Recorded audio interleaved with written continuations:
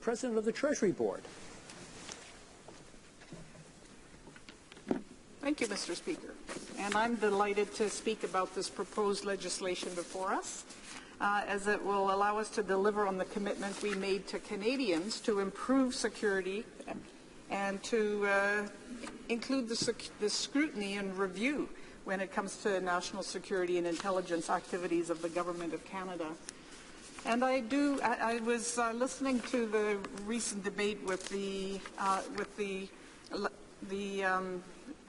words of the critic for public safety from the NDP, and what occurs to me is that some of the concerns that that member has assume that there is one right way and there is one right legislation, and I would say that this is that issues of privacy and security are so dynamic in our country and in our society that having, as he described it, parliamentarians of goodwill and open mind who work together is the critical element. And actually getting something on the table right now, this bill, is critical.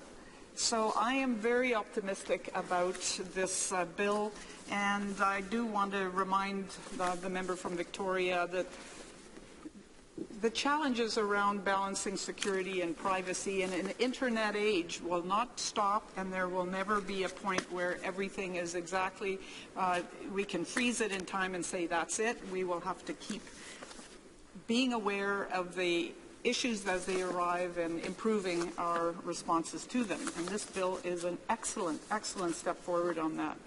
So as the members have heard, C-22 will allow for the establishment of the National Security and Intelligence Committee of Parliamentarians, a multi-partisan committee that will examine and report on the government's national security and intelligence activities across an array of departments and ministries. And this is an area that many Canadians feel is far too opaque. And I certainly am one of those parliamentarians. Before I get into the details of the bill, I think it's worth reminding honourable members about the many calls in this House for this kind of committee to be created, and this has been happening well over a decade. There also has been repeated attempts to introduce legislation in this House as well as in the Senate in order to address the concerns that this bill is addressing. And so, for example, 2 years ago, I was pleased to create and introduce Bill C-622, which would have created the Intelligence and Security Committee of Parliament, very similarly to the committee that we see in this bill today. My bill had an additional element of identifying measures that I felt was needed to increase the accountability and transparency of our communications security establishment and link the operations of sharing information amongst agencies in a more structured and accountable way. That bill was debated at second reading barely 1 week after the attack in this building and the tragic shooting of Corporal Nathan Cirillo down the street, and just 10 days after the tragedy of the killing of Warrant Officer Patrice Vincent. So the timing of Bill 622 was unfortunate. In fact, I had someone on Twitter say, Member of Parliament Murray's Bill C-622 is the worst timed private member's bill in the history of the Canadian Parliament. And I had to say I agreed. However, it was fully supported by all of the opposition party members, including one member of the Conservative Party as well, because of the need to address improving security and protection of privacy and the way that that was embedded in C-622. As I said in this place at that time, quote, in the wake of the recent deadly attacks on our soldiers and on Parliament itself, all party leaders confirmed their commitment to protect the rights, freedoms, and civil liberties of Canadians, even as security measures are analyzed and strengthened. Indeed, Canadians expect these fundamental aspects of the very democracy being guarded to be respected, and that is the underlying intention of my bill. Unfortunately, the legislation, as I said, was defeated by the Conservative government of the day just a few short months before it introduced Bill C-51. And at the time, the Conservatives argued that the existing review mechanisms were adequate and that the creation of a committee of parliamentarians to scrutinize national security operations would be, to quote the former Conservative parliamentary secretary, not in the best interests of national security and, in quote, not in the best interests of Canadians. Mr. Speaker, I couldn't disagree more. Time after time, over many years, we've heard from experts, from the Auditor General, from judges, from MPs and senators, from ordinary Canadians, that in fact such a committee, just such a committee, is in the best interests of Canadians, is in fact vital to our national security and to our values as an open, inclusive, and rights-based democracy. In the course of exploring this issue over a number of months and meeting with key members of the security network in Ottawa and beyond across the country, and key members of the privacy network across the country, there was virtually no one who did not think that this committee of parliamentarians was, if not an important and an essential next step for the Government of Canada. The arguments that were made by the Conservatives at that time, that there were already surveillance mechanisms over security agencies, were weak arguments, because some of those, while they were effective in their mandate and had very competent heads who were delivering on their mandate was narrow and didn't actually include thinking about the laws and the policies that were being applied to the security agencies. They did not have in their mandate to comment on that. So if there were flaws or holes or outdated elements of the laws or policies that the commissioners, such as the Commissioner for CSE, were applying in their review, they had no tools or teeth for recommending changes to policy. So that means that the oversight mechanisms had to accept the policies, legislation, and the limitations thereof of the day, even though this is such a dynamic situation with our internet age and with the moving targets of the threat of security breaches in our country. So that's part of why it is so important to have a committee that has a broader mandate and is looking across all of the security and intelligence functions of the Government of Canada. A second key that was missing in the individual oversight mechanisms that the previous government argued were adequate was there was no looking across the board at the various approaches, the various policies, the various operations to see where the gaps were and see where the duplications were. So if you have gaps in your privacy safety net, your personal privacy safety net, if you have gaps in your security safety net, that could mean not having the adequate security that we need for Canadians. And it could also mean not having a robust enough approach to protecting the individual rights and privacy of citizens. If there is duplication, that means resources are going unnecessarily to do work that is being done somewhere else, and that those resources are then not available for investing in the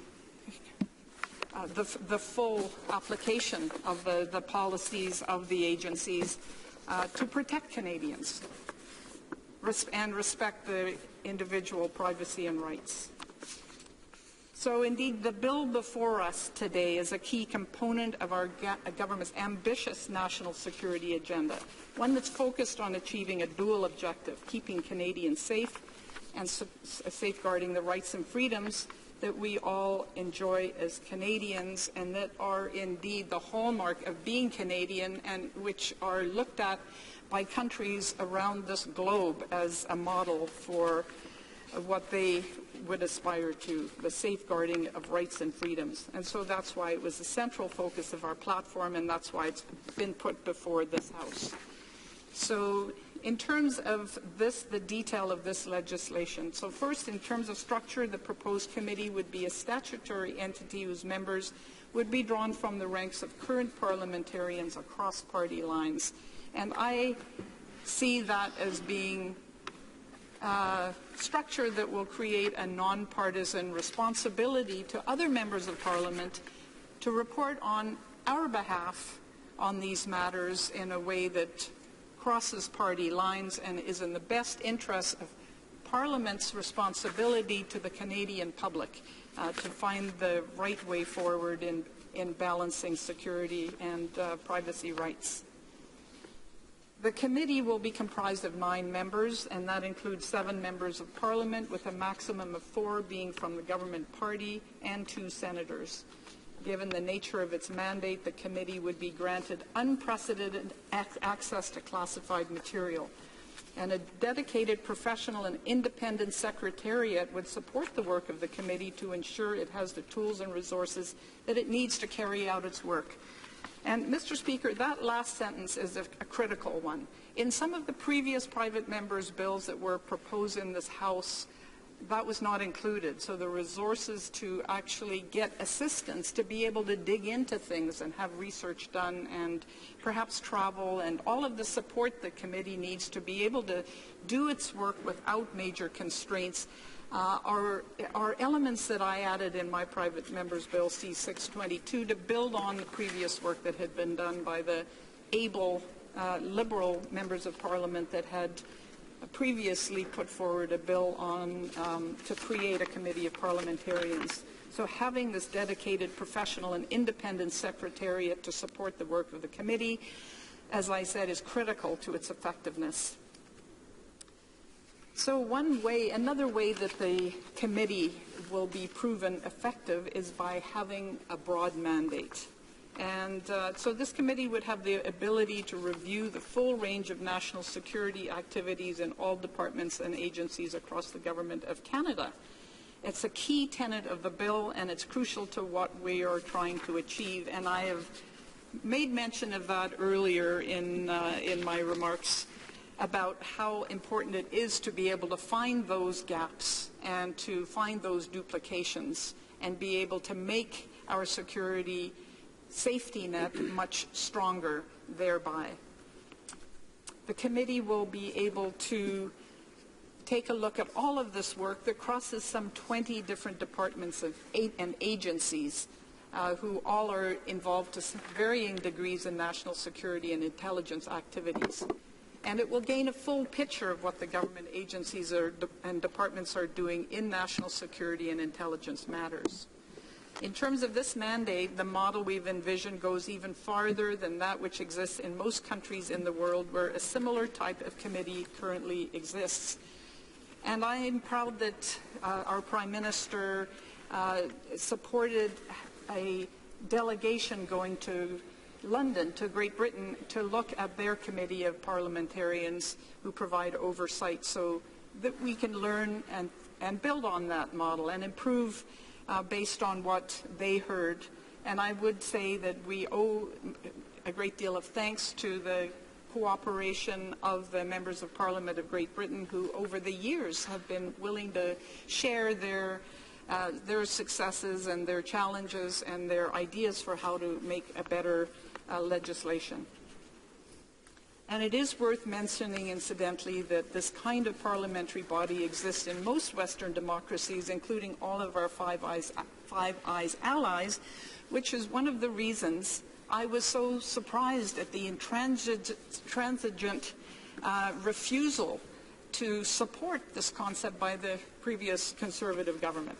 But that's water under the bridge, and I hope that we will see support from Conservative members today under different, albeit interim, leadership. The committee will have the authority to self-initiate reviews of the legislative, regulatory, policy, financial, and administrative framework for national security in Canada. In other words, it will be able to analyze whatever, in its opinion, needs analyzing in order to ensure the effectiveness of the framework as well as its respect for Canadian values. And, Mr. Speaker, that is so important, as I've mentioned before, and that is a evolution of what had been contemplated under a previous Liberal government for this committee, and it's an evolution to a more effective and more multi-layered approach for the committee's responsibilities that I felt was exceedingly important when I was doing my work on this issue. So beyond the power to look at the national security framework, it will be empowered to review specific national security and intelligence operations, notably including those that are still ongoing. So while due to the inherently sensitive nature of the material examined by the committee, there will be reasonable limits on what the committee can share with the public, committee members will still be able to bring pressure to bear on the government of the day by telling Canadians if they have uncovered something problematic, and by letting Canadians know thereafter if the problem had been adequately addressed. And those are incredibly important accountability mechanisms that are built into this bill. It's not enough to have committee members, parliamentary committee members, review and find things that are problematic and then have that buried under a blanket of security and have the public never know that there is an issue that needs to be attended to. As I noted at the outset, that several parliamentarians, past and present, have tried to address with other legislative proposals these matters, and we certainly look forward to hearing input, and I look forward to providing input as one of those members, and indeed all members through this legislative process are welcome to give their input. Now, I've already addressed that there are some that say that review and accountability already address when it comes to national security. And yes, we have the Civilian Review and Complaints Commission for the RCMP, the Security Intelligence Review Committee for CSIS, and the Commissioner for CSE. But as I have mentioned, it is incumbent on parliamentarians to be able to meaningfully review Canada's overarching national security framework, make sure that they can identify where there are key gaps and duplications, where there are ministries that are doing important work on this, but in isolation because their key mandate happens to be something completely other than security and privacy. So, Mr. Speaker, we will be encouraging the new committee to cooperate and collaborate with the existing review bodies to avoid overlap and build on the great work that is already being done. In fact, in the research that I did for Bill C-22, I spoke with former heads of the communications security establishment who supported the idea of a review committee of parliamentarians. And I spoke with former and present chiefs of the commissioners for oversight of CSE, who also are doing very important work, and I have to say our current commissioner has really extended over the last few years the kinds of information that he is providing in his reports far beyond what was happening in that commissioner's office before. So these are important mechanisms and oversight initiatives, and so I'm delighted that we will be building on the work that they do. They will remain autonomous institutions with distinct mandates, and such collaboration that they will provide with this committee is desirable and that will be voluntary. So,